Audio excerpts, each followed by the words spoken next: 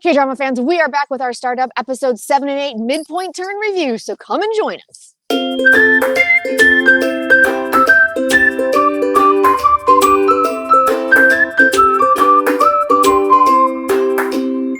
Welcome. You have found the most fun K-drama hangout on YouTube. This is where we share. This is where you can comment. This is where we can squee all about Namji-hyuk versus Kim So-ho. I know. Oh, pumpkins.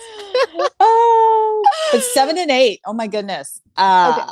A lot happened. A lot happened. Like, I'm almost, after doing our live thing yesterday and now talking, I'm like, which episodes are we talking about? 7 and 8 had the kiss. I mean, 7 had the kiss, but then 8 had the reveal. So much is happening. Right. 8 also dropped a very big hint at the beginning of the episode that their data, something about backing up their data so that it's not stolen and held for ransom. And I was like, waiting the whole episode for that to play through. Exactly. They also teased that when one of our little SamSan Tech guys almost got caught in that thing when DoSan saved him by being like the greatest hacker of all, not hacker, but the greatest coder of all times, and saved all their data. So I kind of, I feel like we're foreshadowing that hard. I know. And also, will one of them betray the others? I was like, oh my goodness, you guys, you can't do that. Those are SamSan Tech boys. Did they also maybe kind of tip off that one of our SamSan Tech boys is the revenge guy? Yeah, sort of. I don't know. Yeah, because they just kind of put it there and then left it. So I don't know how that's going to play out over the next 8 episodes, but I was like, oh no. And they kept doing that, that old, TV thing where they're like talking, like staring at the things. We're like, oh, revenge. Cut to SamSan Tech guy. I was like, wait, okay. So is that are you just teasing us on that, or is that really going to be him? And then what is his story? I know. So yeah, there was a lot going on in this episode. Plus we had the Halmoni reveal with her eyes got a little bit bigger, and then DoSan came up with this great app idea. See, so this is what I find really interesting because I know some of you all out there really think that JiPyeong is the person that DalMi is supposed to be with, based on letters that they were each other's first love. But as Julie Woodruff said in our live show on Sunday, like, they were letters written when she was 13 years old. Right. So here's the thing. Our SamSan Tech boys and DoSan created an app that helps people. Right. And we've seen throughout, they keep alluding to it when he was a kid. He has a lot of integrity, and he is all about like making everybody else feel good. Whereas JiPyeong is a venture capitalist. Yes. Right? He's all about investing money into something to your creativity and your product so that he can make money. Exactly. So that's who he is. Yes. That's not who DalMi is. No, DalMi is like her father, which is why she stayed with her father, who was about, do you understand what these phones will one day be able to do to save humanity? Like, that was her dad. And that is who DoSan is more like. Like, he's about helping people. And that's what DalMi is always drawn to. Not saying that JiPyeong isn't a great guy for the right person. My opinion, I think yours as well, Marisa, is that he's just not the right guy for DalMi. Like, I think one of our commenters brought up that this writer often makes a second or third male lead who's super appealing. Jung Hae-in in While You Were Sleeping. Right. So we totally understand that. We love Kim So-ho.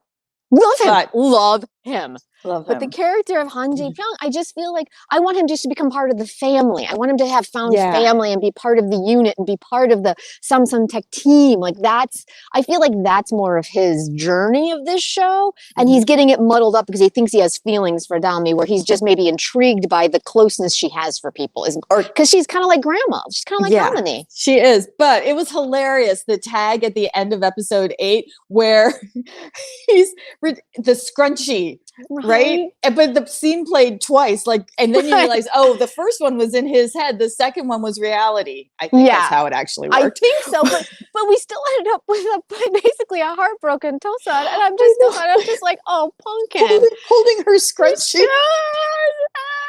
So you literally, the final three panels were him enjoying his noodles, like loving life, her being like, fuck is going on right now? No. And DoSan crying. It was like, this pretty much sums up the whole show. Pretty much. This is pretty much where we're headed. And that was our halfway turn, right? Oh my goodness. And we can't talk episodes 7 and 8 without talking about Dal-mi. She fucking owned these 2 episodes, man. Owned them, especially the ending of 8. I was getting really nervous at the beginning of 8 because she was literally doing her elevator speech over and over and over again and getting nowhere. And I'm like, she knows better than this. Yeah. So for her to, by the end of 8, have flipped it all around, you know, she's so good with people. Like she went right for her sister and like tapped into her sister's weakness. Oh, I know. It was, which is to see her flailing around. She played her sister so well. Yes. I mean, we were all expecting her to like do the kneeling and the whole thing. And then she walked in and saw DoSan. And then she was like, no, dude, I got the recording. I was like, oh, even her sister gave her the like, that's a pretty badass move. Look, it was, loved it so Which much. Was interesting because JiPyeong was the one who told her to do it. But then in that room, JiPyeong, like he kept blocking the stepbrother with his like big body. Yeah. Like he's so tall. JiPyeong, so tall. So tall. So tall. So tall. But Susie, like, you know, Dal-mi just stood her ground and was just confident and was like, listen, buddy. It was so good. Yeah, I loved it. Where she's like, he's like, are you blackmailing? She's like, I'd like to call it a negotiation. Oh, it's so good. Yes. Yeah, I feel like she owned these 2 episodes. Isn't this show so amazing? It's so good, Marisa. I love it so much. Love it. So yeah, obviously, you guys, as we say every time we do one of these, 5 minutes is never nearly enough. So please come and join us every Sunday where we literally just squee and talk about all the details with all of y'all every Sunday at 11 o'clock over here on our YouTube channel. And until then, we're the K3. I'm Jen. I'm Marisa, and you are part of this K-drama clubhouse. So be sure to smash that like button, subscribe, and hit the bell so that you know when we have more 5-minute reviews coming up and when we have our live show on Sunday. Yeah. And if you want to check out what that live show kind of looks like, go ahead and check it out right here. And we'll see you next time. Bye. Bye.